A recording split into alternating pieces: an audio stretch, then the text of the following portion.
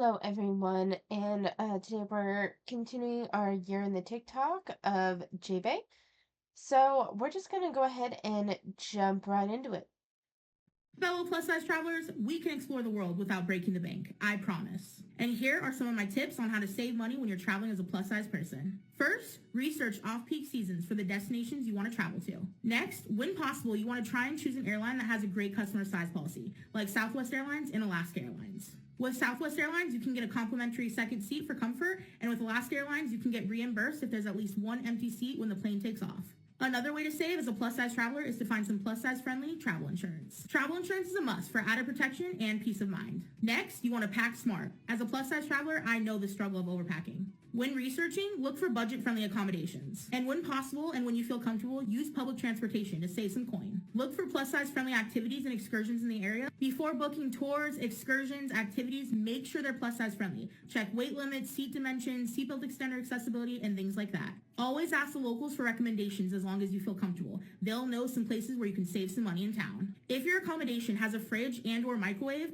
go ahead and buy some groceries when you're in town to save a little bit of money. Look for free or low cost activities in the destinations you're traveling to. My next tip is to bring a reusable water bottle. That way you're not wasting money on buying water when you're out and about, and you're helping the environment as well. Remember, traveling as a plus size adventurer can be rewarding and fulfilling without breaking the bank. If you want to learn more about my plus size travel budget friendly tips, go ahead and check out my blog at jaebaeproductions.com. I'm wishing you happy and safe travels.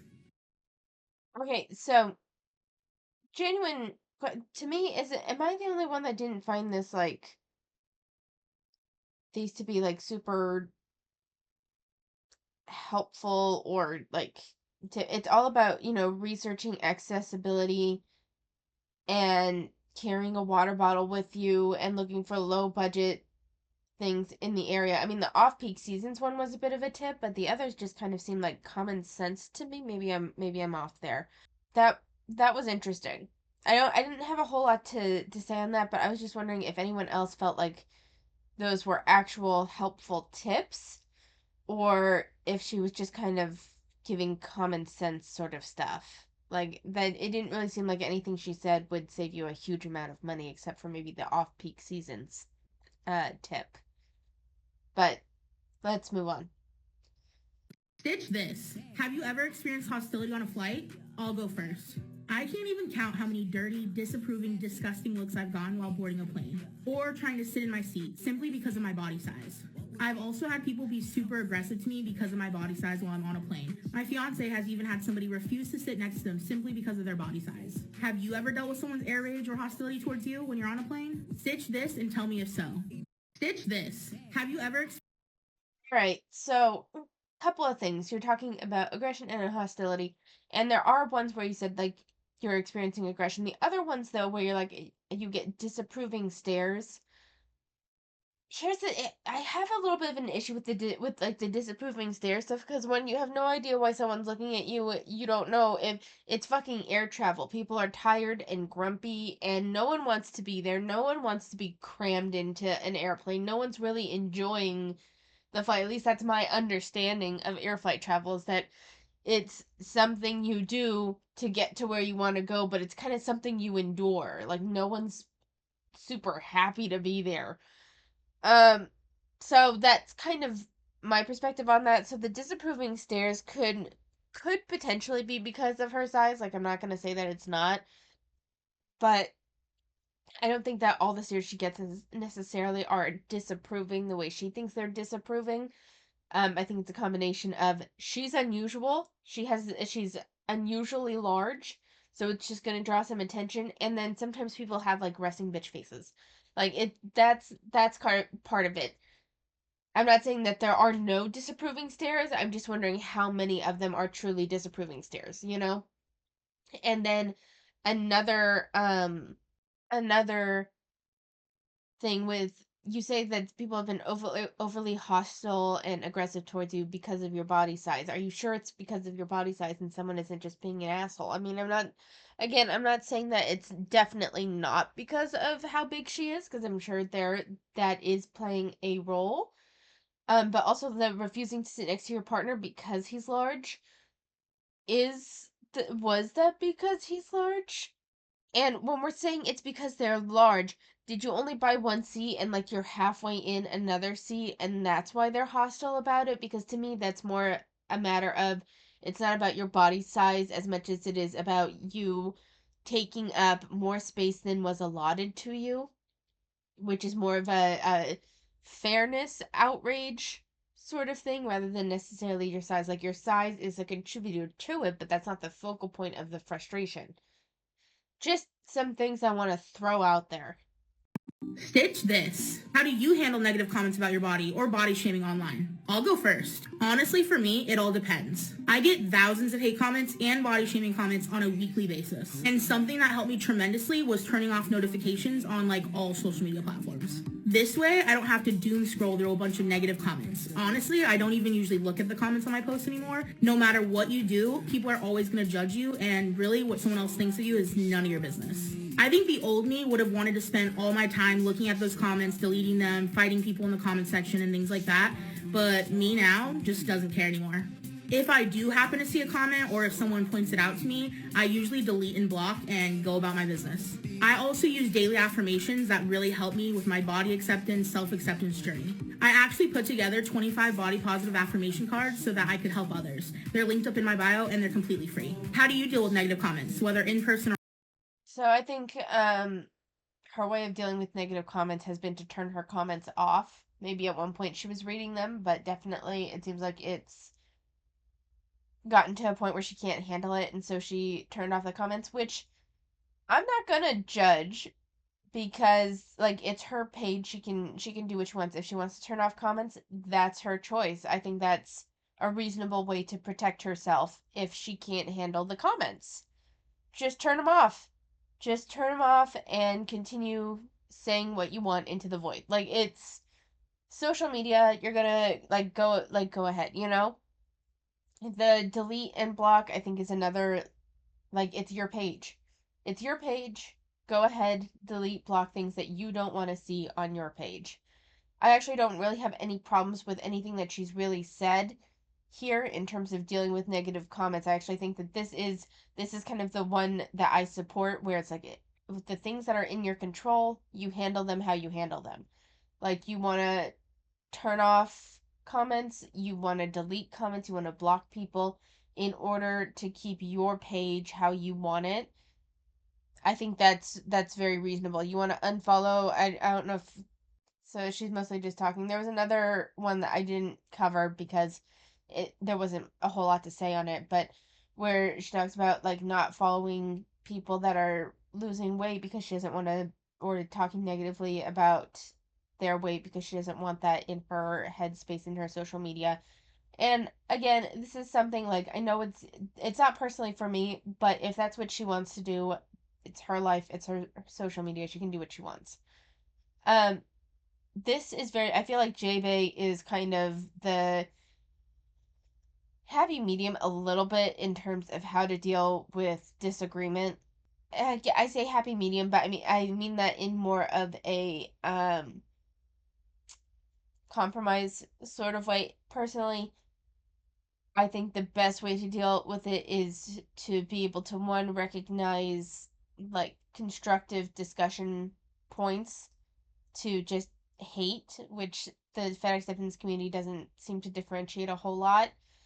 And being able to respond to those constructive points, even if you still disagree. I've had a couple of people that have commented, even recently, that I just fundamentally disagree with their viewpoint, but they were respectful and I was respectful back. And I think that that is the way to deal with quote unquote negative comments. And I'm even hesitant to say negative because I don't think necessarily a difference in perspective is inherently negative. It's just a difference in perspective. But if you don't have the mental capacity to read those and be able to separate your emotions and be able to kind of take a step back and evaluate on that level, that's fine. Turning off your comments, blocking people who you think are mean, that's your prerogative.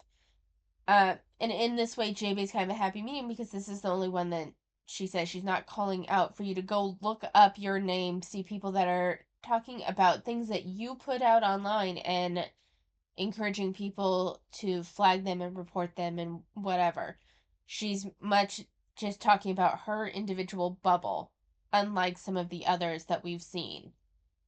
So I don't know. I didn't care for. I didn't. It's not that I didn't care for it, but it's not me. But I think it's constructive enough and works well enough for those that can't handle disagreements, differences of opinion, or negative comments. Today, I want to talk about my plus size travel petition and a common rebuttal that's been thrown out there. A common rebuttal that's been presented in response to my plus size travel petition is weight and balance issues. So let's get into it. It's being stated that if a lot of plus size people were on a plane, it would disrupt the weight and balance of an aircraft, causing it to be more difficult to control. And in response, I say, my petition could actually have a positive impact on weight and balance of aircraft. You might be thinking, well, how can an additional seat being given to a plus size passenger help?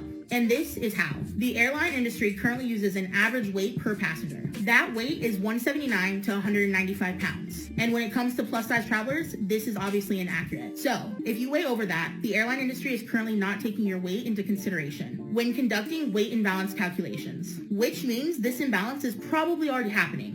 But now suppose you give those plus size passengers the space they actually need. In that case, it will more accurately distribute the weight and balance across the plane. You also need to take into consideration that not every passenger on the plane is going to be plus size. And if these policies were implemented, it's not going to make more plus size people congregate on one single flight altogether. It would simply give the passengers on a flight that are plus size the ability to be more comfortable and safe, and those around them would be more comfortable as well. If you want to join almost 30,000 other people and Okay, so here's the thing. Like I see a bit of both sides of the argument in that because for weight and balance they're looking at like average um weight and seeing how that's distributed, and there's a way even with plus size travelers where, and unfortunately this is kind of where I think the bigger issue is because it causes an inconvenience for a lot of people, is that let's say there's several like Jaebae size people on one side of the plane. That could definitely create an imbalance.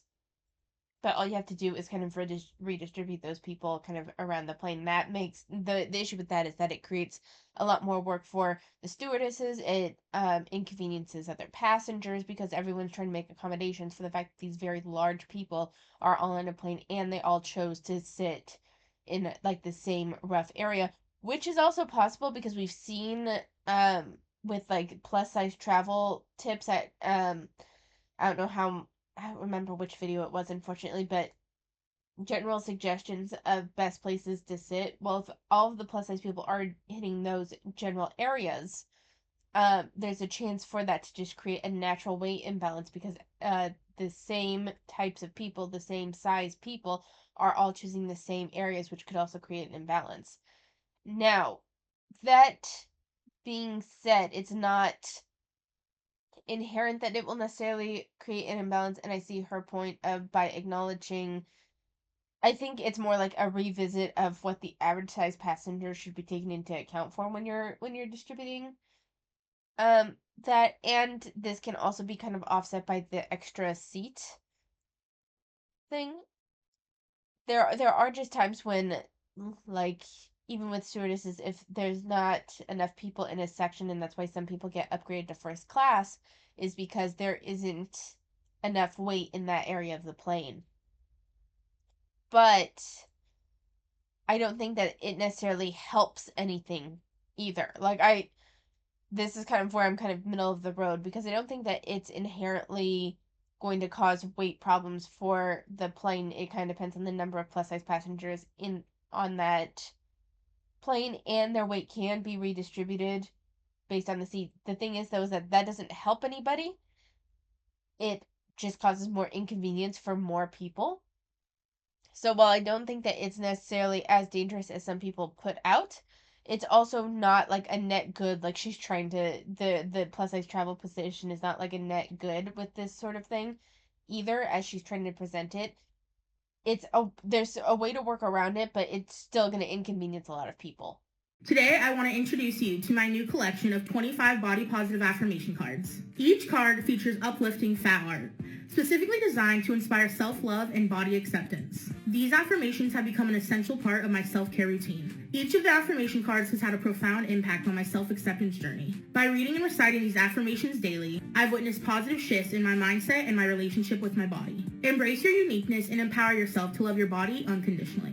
These body positive affirmation cards are a gift from me to you, a celebration of our individuality and a reminder of our inherent beauty.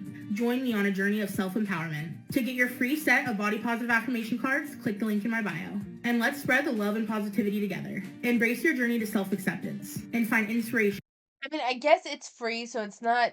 Does it still qualify as an ad? I don't know. I still feel like she's selling me something, and this should be qualified as an ad. Maybe I'm off here. Maybe I'm willing to acknowledge that I could be off, but there's something that's a little too addy about it for me. But she is linking to her website, and she says they're free, so maybe it doesn't need to be viewed that way. I don't know. I don't know. There's something about it though that I don't particularly like. What do we think of body affirmation cards though? What do we think of those? Personally, I don't have a strong opinion about them because I'm not a daily affirmation girly. Like it just doesn't work for me. So, if you are a daily affirmation sort of person, what do you think of these? Stitch this. If you could give your younger self one piece of advice, what would it be? I'll go first. I came up with a quote that I would tell my younger self, if possible. And it's this. Embrace your body as a magnificent masterpiece, for it's the vessel that carries your spirit through life's journey. Treat it with love, nourishment, and kindness. For every curve, scar, and imperfection makes you uniquely beautiful. Release the burdens of others' opinions, and let your self-worth shine from within. Remember, true beauty lies in embracing and celebrating the uniqueness that resides in you. Now, stitch this and tell me what piece of advice you would give your younger self if you could. Stitch. Personally, that would not work for my younger self because it's a little too sunshine and rainbows for me. Like I working with teenagers again reminds me of what I was like as a teenager, and teenagers are just like the most pessimistic group I think I've seen. And I remember being pretty pessimistic myself as a teenager, so this would not work for me. Um, for me, I if I were going to tell, so we're actually just gonna, I'm just gonna let this be, but ask you what you would tell your younger self. I would tell my younger self, people fucking suck. People fucking suck and everyone is fucking winging it. And if an opinion isn't serving you, like if you can't be better from someone else's opinion, it's not worth adding any weight to. It's not worth acknowledging, it's not worth dwelling on. It's other people's opinion will never lead to a fulfilling life for you. You can take aspects of their opinion if you find value in it, but living to other people's expectations will never bring you happiness. Living to other people's expectations will never let you achieve whatever perfection you are seeking. Judging yourself by your own rule or by your own expectations is what's going to give you the most satisfaction with yourself. Do you want to know the secret sauce to make tens of thousands of dollars in the influencer world? Well, look no further than influencer networks. I made the ultimate list of 20 top-notch influencer networks that are your golden ticket to landing paid brand deals. But wait, what's an influencer network, you ask? It's like a magical portal connecting creators like you with big brands itching to collaborate. Whether you're just starting out or already rocking the content game, these networks are your gateway to incredible opportunities and massive earnings. So get ready to kickstart your influencer journey. Unleash your creativity and cash in on those brand deals. The sky's the limit, and I'm here to cheer you on every step of the way. Ready to level up your game? Dive in now and watch the magic happen. Link in bio for your free list of 20 top-notch influencer networks.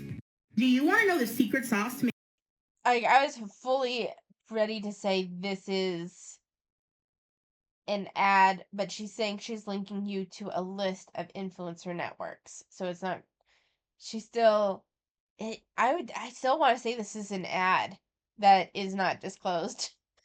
Um because she still advertise like I don't know. There's just so many of Jaebae's stuff comes across as an ad and at the very least is towing that line if not being a full ad that's simply undisclosed.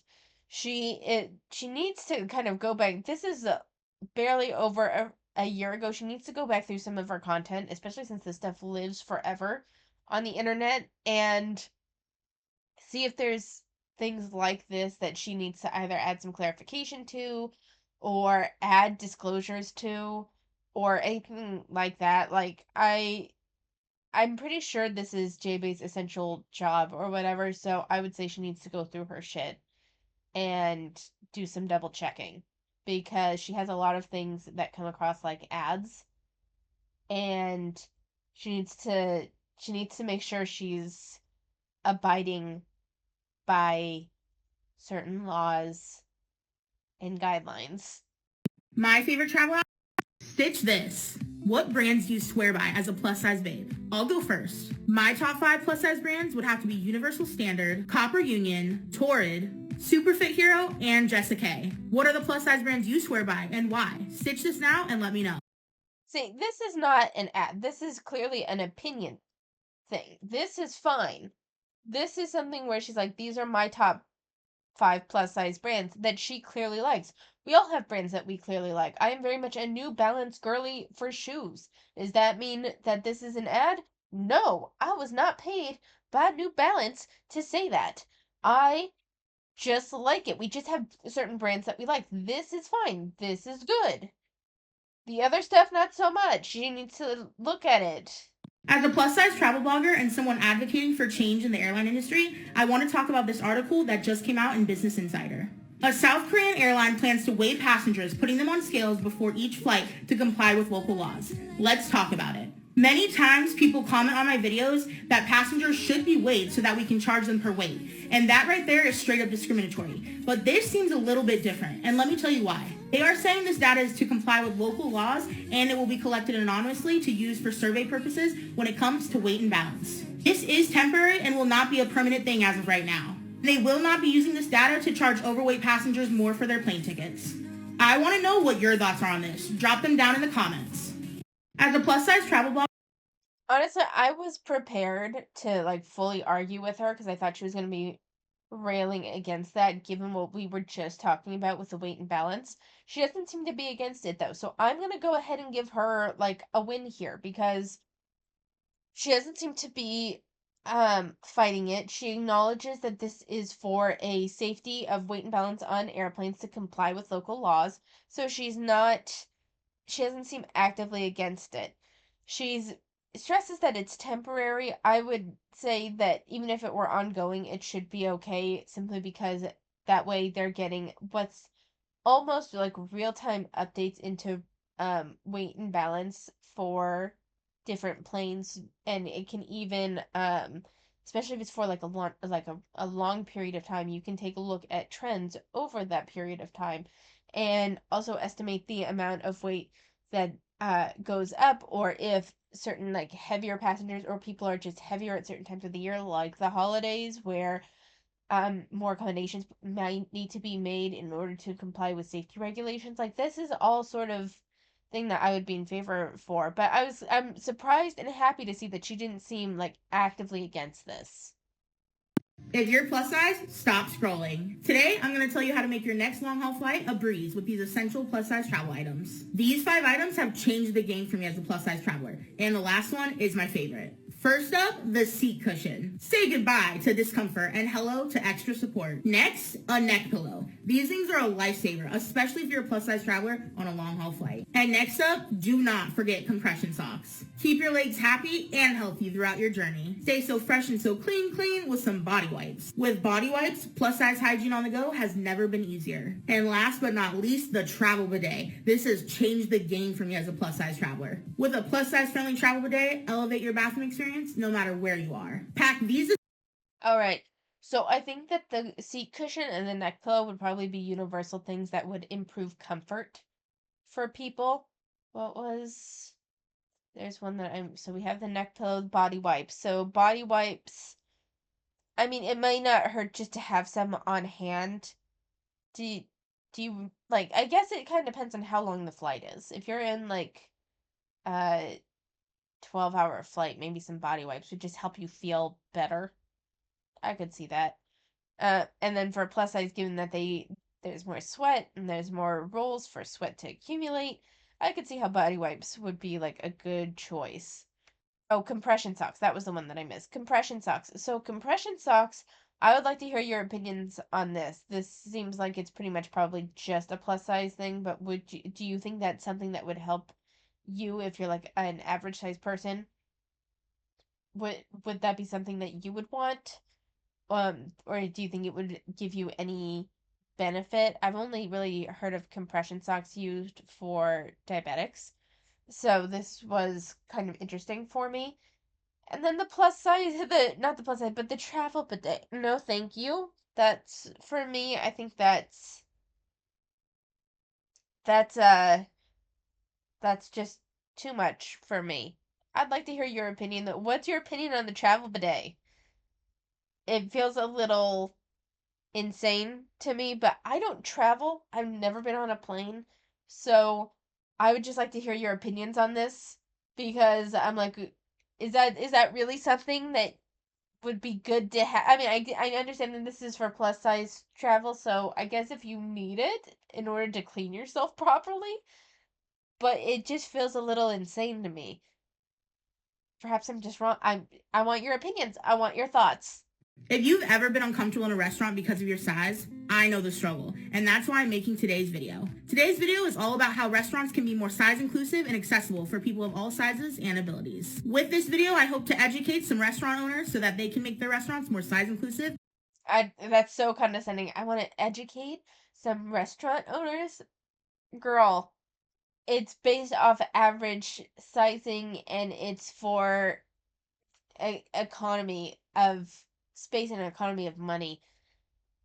It's just so condescending. Oh God.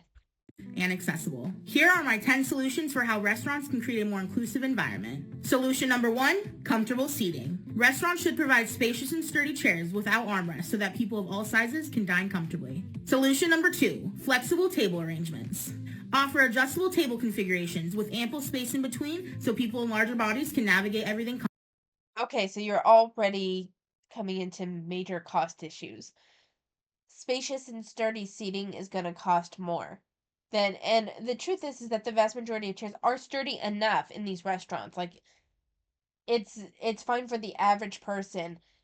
If you've eaten yourself to a weight that the average chair will buckle under you, I'm sorry, that's more of a you issue. The table configurations with like exceptional amount of space in between also goes into how many tables you can fit in a space, which determines how many people you can serve, which determines the overall number of people you can serve in a day, which affects profit margins.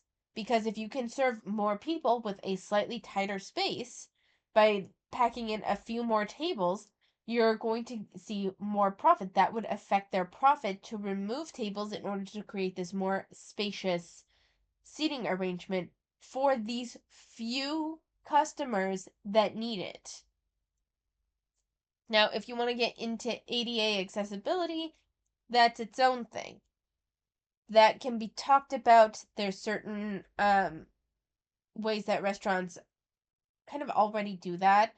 So I just Comfortably. Solution number 3, accessible restrooms. Ensure restrooms are spacious and can comfortably accommodate plus size individuals and those with disabilities.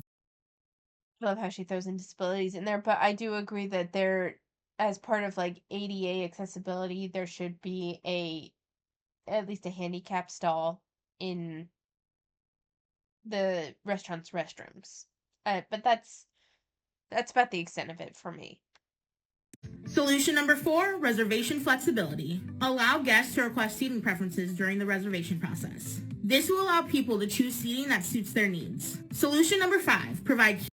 So I'm not against that, but then you have to be understanding if multiple people have already taken up your preferred seating assignment, and you just have to be kind of chill with that because maybe multiple people need it, and if a bunch of plus size people are flocking to those specific accommodations, it's going to be harder for you to get a reservation. This is not then put on the restaurant for not having enough seating so you can have your preferred date and reservation time. Just want to put that out there. Key information on your website. Provide key information like table configurations, seat dimensions, chair weight capacities, and more on your website where it's easily accessible. Solution number. I'm not against this. I'm actually kind of for this. I just like having ample amount of information available on a website because there's so many there's so many places that just don't have enough information for me. It all comes down to like classes. I've taken a look into multiple different martial arts classes. A lot of them will only serve children, so I just kind of ignore those. But then the ones that serve adults, they're if you're lucky, you have a schedule so you can actually see what the date and times are for these classes. Some martial arts classes don't even have that, which I find absolutely absurd. But none of them have their prices listed. How much is it per class? Do I need to sign up for a month? Was it like I think there was one website when there's like 14 different dojos near me for different martial arts that I've looked into, almost all of them. And all like one, maybe two list what the cost is per month on them. It drives me nuts. 6. Ensure that your tables are not secured to the ground. Make sure they can be moved to make room for individuals who might need more space. Solution So that's going to depend on earthquake regulations and requirements because it differs by state and it can even differ by city. So that's just something that, like, for the vast majority of them, do they need to be nailed down? No. There's a variety of reasons why they might be nailed down, like, might be bolted to the floor. I don't know. That one I'm not super in favor of. It just kind of depends on the restaurant, I think. number 7. Offer more room in booth seating. Make sure that there's plenty of space to move around between the table and booth seat. This will ensure that people of various body sizes can sit there and be comfortable. Solution number 8. Staff training. So the excess room in the booth doesn't necessarily work because you need substantial more room for those that are plus sizes versus those that are average size. So it's not really conducive to a lot of people. And if you're having to push the table out far enough that it's kind of sticking out, it might impede the walkway, which would impede ADA access. It may not be something that can be done. This is again kind of depends on the situation sort of thing. Train staff on what type of accommodations can help plus size individuals have a better experience. Solution number 9, outdoor dining. If you've got an outdoor dining area, make sure you have some chairs without armrests. And opt for chairs that do not have metal grating. This is a small change that can create a more open and inclusive atmosphere. And last but not least, solution 10, showcase photos. Consider showcasing photos of your typical seating and table setups on your website. It helps people plan ahead and sets the stage for a comfortable and welcoming dining experience. And these are just some of the ways that restaurants Okay, so those two with the staff and whatever the other one was, I don't really have much to say on that. Whatever. The seating arrangements thing, I'm not against. Like, have again, this kind of goes to websites having more information on them, which I would prefer. I'm kind of for it. So with that, I'm gonna just kind of call it a video here. Um, I do want to take a minute to talk about the different series I've been reading because I've had a chance to kind of read them this week. Cupid in the Rainbow Trap had like an epilogue thing to it that was incredibly disappointing. Like it was already kind of just a general slice of life that went on too long and looked like it was going to do more than it actually did. But the finale was with the secondary couple that I didn't even really care about to begin with. And I wanted to see more of our main couple. Like our main couple got it feels like they got less than half the time of the series. I was disappointed with that. Um Turning the mad dog into a genteel lord is really shaping up to be absolutely adorable. I'm really loving it. Uh Traumatized boy that oh man, is like slowly getting used to a softer form of life and learning how to deal with affection he feels towards the person that's been helping him. Very sweet. I love it. It's adorable. Lips on the Edge of the Sword is kind of feels like it's dragging a bit.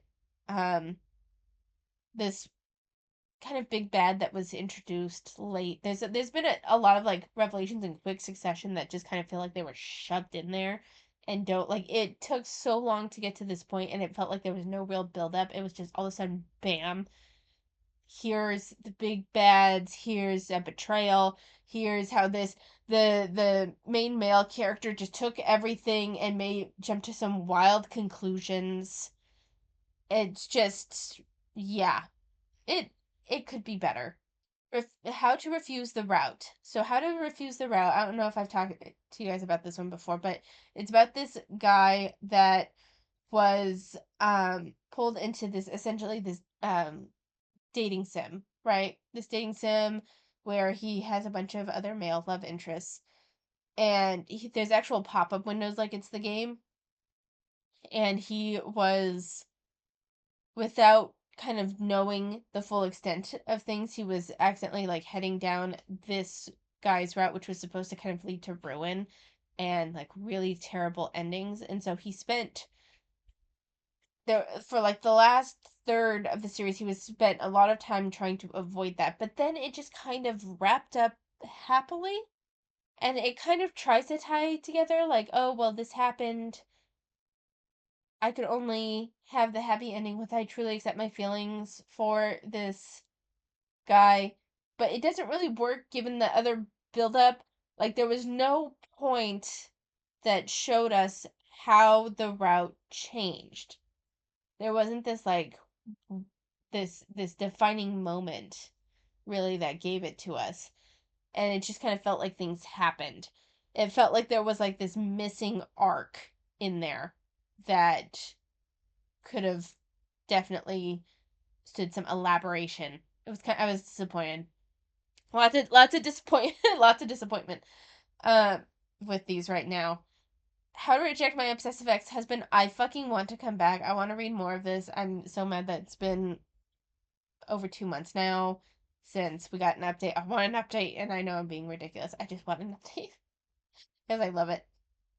Um, there was another one that was full of disappointment, and that's The Villainous Princess Won't Tolerate a Bad Ending. So this is completed. This is completed, right? Not near, wasn't given nearly enough time.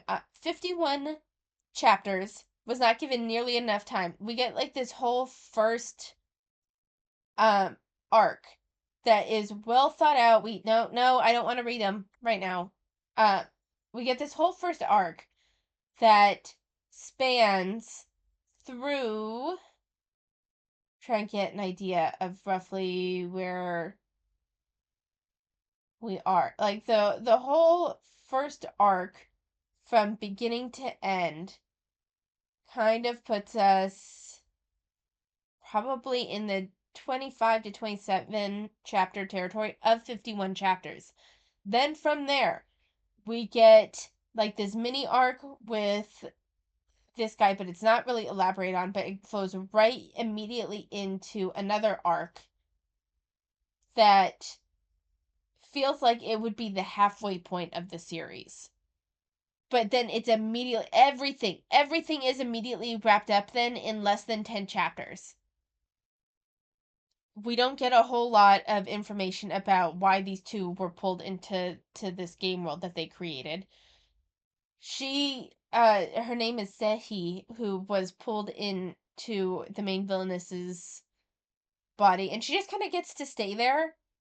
And it's kind of like she's just accepted by the characters and everything. I don't really know what happened with the original villainous character there. It seems like they just kind of blended souls, I guess.